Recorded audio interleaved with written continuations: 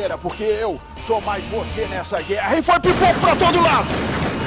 Pipoco pra todo lado em Santa Luzia, execução brutal, vários homicídios, pelo menos 2 armas usadas para executar aquele que foi considerado o maior traficante da história de Minas Gerais. Mais de 20 anos de envolvimento no mundo do crime, uma história regada a violência, drogas e terror. E hoje, ponto final. Quem conta tudo pra você é ela, nossa referência no jornalismo policial, é Théo Correia.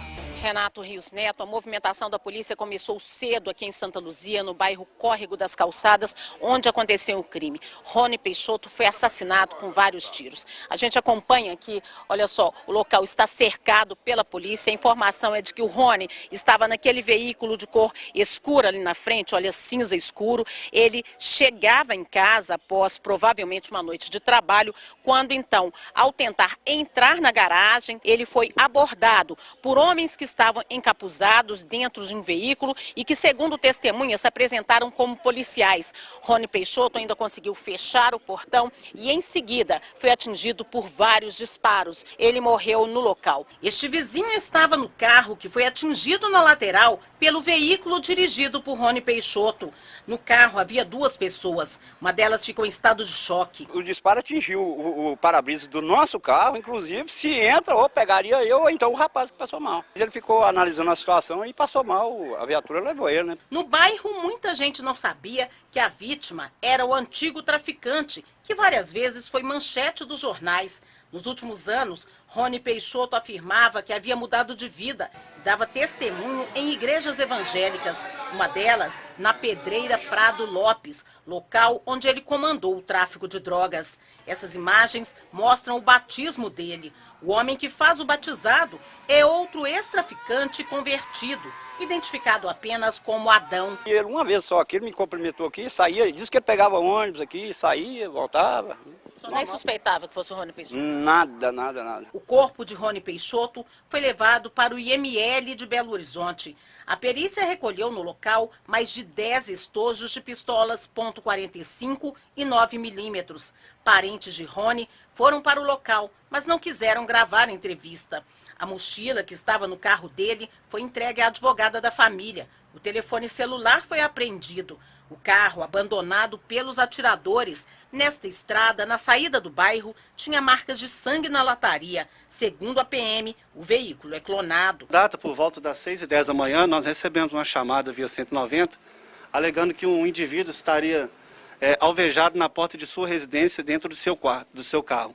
Chegando no local, nós constatamos tratar-se da vítima, né, Rony Peixoto, por ser um indivíduo conhecido no meio policial. As testemunhas também afirmaram que os autores estavam utilizando a touca ninja. Rony Peixoto tinha 52 anos. Ele cumpriu 24 de prisão por homicídio, tráfico de drogas, formação de quadrilha, posse e porte ilegal de arma. Segundo a polícia, ele também fez parte do Comando Vermelho, organização criminosa criada no Rio de Janeiro. Ele era conhecido como braço direito de Fernandinho Beiramar, aqui em Minas. Desde 2019, Rony estava em prisão domiciliar. O que a Polícia Militar realizou de levantamento, a gente não conseguiu apurar ainda qualquer tipo de motivação ou autoria. Olha, Thiago Reis, foi pipoco pra todo lado, hein?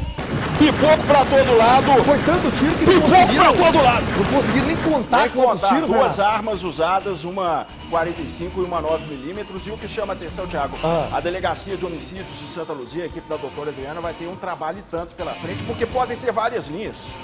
Pode ser inimigos do passado, né? Porque as broncas, ele afirma que mudou de vida, isso aí só aquele lá em cima sabe se é verdade ou não, né, Thiago? A gente não pode julgar, mas ele afirma que se converteu à religião. Atualmente ele estava na igreja, parece que a suspeita de que era motorista de aplicativo, ele estava trabalhando. O aplicativo estava inclusive ligado.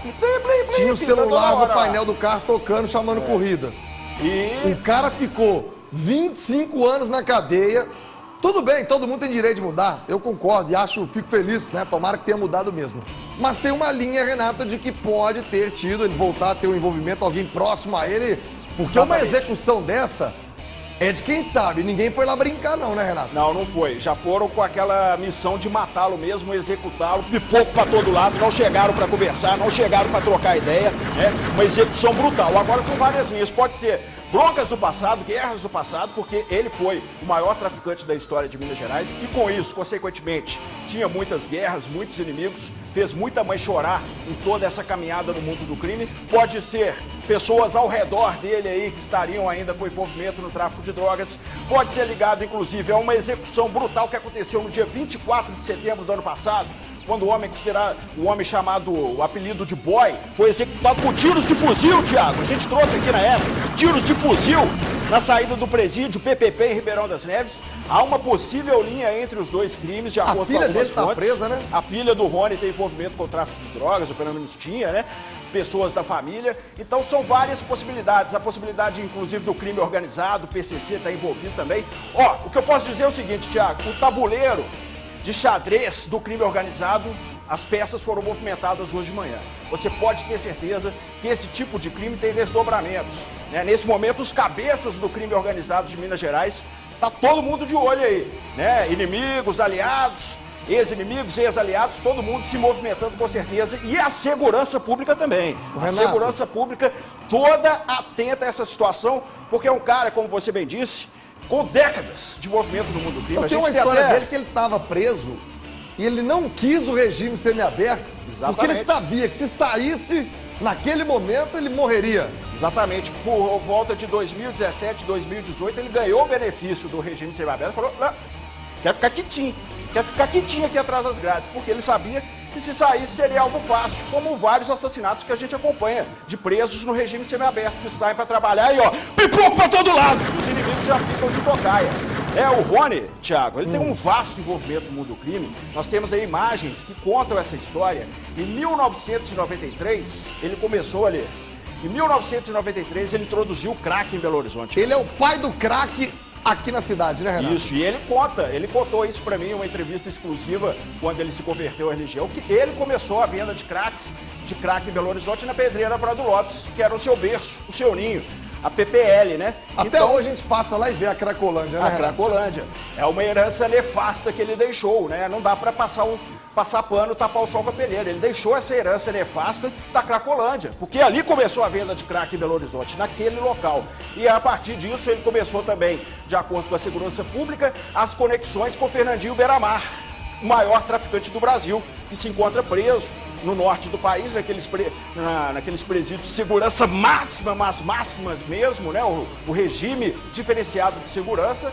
E, de acordo com todas as investigações da época, ele era o braço direito do Fernandinho Beiramar, era aliado dele e era o Fernandinho Beiramar era o fornecedor dele de drogas. Ele que não vendia diretamente a cocaína, vendia o crack. Que é o resto da cocaína. Que é o resto da cocaína, mas o crack é feito a partir da cocaína. Sim. Então, há relatos de toda a segurança pública na época desse forte envolvimento. E aí, ó, de 93 a 2012, quando ele foi preso pela última vez lá no estado de Goiás, um vasto envolvimento, né? Décadas envolvidas com o mundo do crime. Mas ainda assim, veja você, e eu quero agora falar com você que está em casa, você que é pai, você que é mãe, sabe? Você que é adolescente, está assistindo ao programa agora, você acha bonito, acha que é legal, tem alguém lá na minha escola, pô, ele é da hora, ele vende, ele compra. O Rony Peixoto, Renato, ele tinha uma característica, né? Ele não usava droga. Exatamente. Traficante, gente, não usa droga. Olha aí o Rony Fortão, vê se tem cá, vendia crack pra caramba, é o pai do crack. Mas pergunta se ele pôs um cachimbo na boca, Renato. Nunca. Ele falava, né, nessas entrevistas, eu já entrevistei ele 4 vezes durante todo esse período, né? E ele sempre respeitava bastante o trabalho da imprensa, o meu trabalho, o nosso trabalho aqui, porque ele falava, ó, vocês falam a real, então eu falo a real também. Então era aquele papo de homem, né? Papo de homem ali, olho no olho, papo reto. E ele falava, Renato, nunca usei uma droga, nunca. Pra mim era apenas negócios. E ele também tinha conhecimento de contabilidade, Thiago. Então isso aí tudo transformou ele no maior patrão do tráfico de drogas em Minas Gerais. Mas uma história muito violenta, né? Muitos assassinatos, chacinas. A Pedreira Prado Lopes ficou manchada de sangue durante todo esse tempo. Guerras, pipoco pra todo lado. Então assim, aqui a gente fala a real. Não romantizamos o mundo do crime, né, Thiago? E em cima disso, não romantizamos. Que é pai... Ele teve esse todo envolvimento.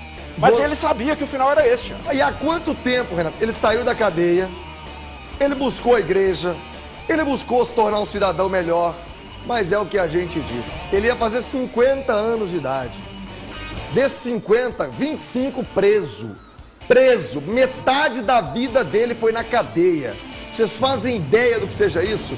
E ainda assim, Renato, depois de se converter, de dedicar a vida à igreja, qual foi o destino do maior traficante de Minas Gerais, Renato? Exatamente. Seja o soldado do morro, seja o patrão, o final, gente, final, meu amigo.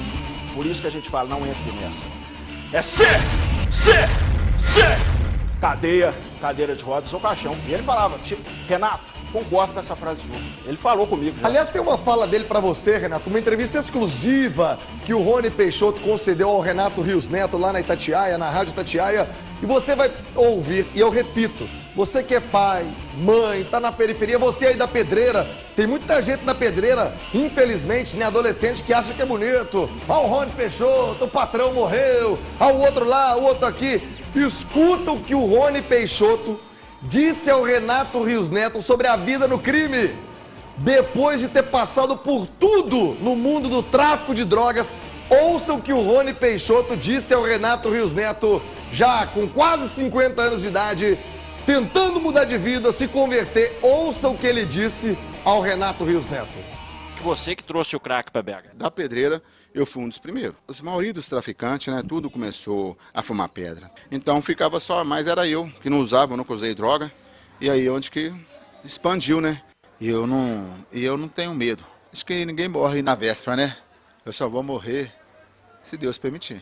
Eu digo que o crime não compensa, que não tem nada melhor do que viver em paz. O crime é ilusão, é ilusão. Um dia a conta vai chegar, pode ter certeza. Por mais que hoje você saia, escapole para um lado, para o outro, um dia a conta vai chegar. Chegou, né, Thiago? Que frase, hein, Renato? O crime é ilusão. E isso quem está dizendo não sou eu e o Renato Rios Neto, que graças a Deus tivemos educação, escola, uma boa profissão, hoje temos família e tentamos levar essa palavra a você, tentamos levar o recado para você. Vocês estão ouvindo de quem estava lá dentro, de quem comandou o tráfico em Minas Gerais por décadas, muitos anos. O Renato Rios Neto, conta para quem está em casa a fortuna que esse homem movimentou. Exatamente. Os milhões que ele movimentou. E quanto, Renato? Quanto que ele, a morte agora, cheio de tiro no carro, o que ele tinha no bolso, Renato? Pois é, ele falou nessa entrevista, falou, Renato, eu ganhei milhões com o tráfico de drogas, mas eu gastei tudo o quê? Na guerra do tráfico, comprando armas, fazendo guerras, pipoco pra todo lado, e depois com advogados. Então não sobrou nada. Eu nunca pude ostentar esse dinheiro. Eu ganhei milhões, movimentava milhões ali, mas gastei tudo em armas, em guerras, em mortes e em advogados. Não sobrou nada. Tanto que ele estava trabalhando de Uber, o que é um absurdo, né? Porque assim, um camarada com essa ficha, ao meu entender, não poderia trabalhar de Uber, porque o passageiro corre perigo, né? Mas enfim, é outra questão. Se tem alguém dentro do carro ali, Renato, se ele tá com o passageiro ali, o passageiro vai todo, né? Esses caras se preocupam, Morre sem saber. Eles estão nem aí. Quem tá com a quadrada na mão aí, ó, não quer nem saber, pipoca pra todo lado. Agora, Thiago, essa entrevista foi numa igreja evangélica lá em Santa Luzia, do pastor Wesley, lá na região ali de São Benedito. E você vê, né, se ele mudou pra Rádio Itatiaia, né, foi uma entrevista exclusiva, foi a única, a primeira e última que ele deu depois que saiu da cadeia. Ele me ligou e falou, Renato, eu quero falar. Você pode me ouvir? Eu falei, claro, vamos ouvir. E aí foi uma entrevista bem franca, bem papo reto. Ele falou tudo, Thiago. Falou quando começou a vender crack. A entrevista vai estar no meu Insta lá, vou postar depois pra galera acompanhar. Como ele começou a vender crack, como ele entrou nas guerras. Ele nega essa história do Fernandinho Beiramar, mas isso aí dele negar é porque ele era considerado um cara queixo duro. Ele nunca x-lovou ninguém, sabe, Thiago? Não era dedo duro, não. Então, se ele nega ou não, não quer dizer muita coisa em relação a isso, né? Mas, enfim, ou seja, ele afirma que mudou de vida, só Deus sabe, né? Quem sou eu pra julgar? Mas o passado cobra, né, Thiago? O passado do mundo do crime, os caras não esquecem. Olha ele aí sendo batizado na igreja, Renato. Os caras não esquecem. Mas uma hora a conta chega. Coloca de novo, por favor, minha diretora Isabela Redi, a fala de Rony Peixoto, o maior traficante de Minas Gerais. Pai e mãe. Isso é lição de vida. Chama o seu filho agora. Chama o seu filho adolescente, ele tem que ouvir isso. Você aí, meu amigo, seu filho tá perdido. O seu filho tá andando com quem não deve? Tá Ou achando sem bonito bater ser tempo, feio, né, né, Tiago? Renato? Achando bonito ser feio ou sem bater tempo, porque depois, meu filho, tá aí, a conta chega. Um homem de 50 anos de idade foi fuzilado hoje. A polícia não conseguiu contar até agora quantos tiros ele levou. E ele deixou esse recado, então presta atenção. Que você que trouxe o crack para BH. Da pedreira, eu fui um dos primeiros. A maioria dos traficantes, né, tudo começou a fumar pedra. Então ficava só, mas era eu que não usava, eu nunca usei droga. E aí onde que expandiu, né? E eu não tenho medo. Acho que ninguém morre na véspera, né? Eu só vou morrer se Deus permitir. Eu digo que o crime não compensa, que não tem nada melhor do que viver em paz. O crime é ilusão, é ilusão. Um dia a conta vai chegar, pode ter certeza. Por mais que hoje você saia, escapole para um lado, para o outro, um dia a conta vai chegar.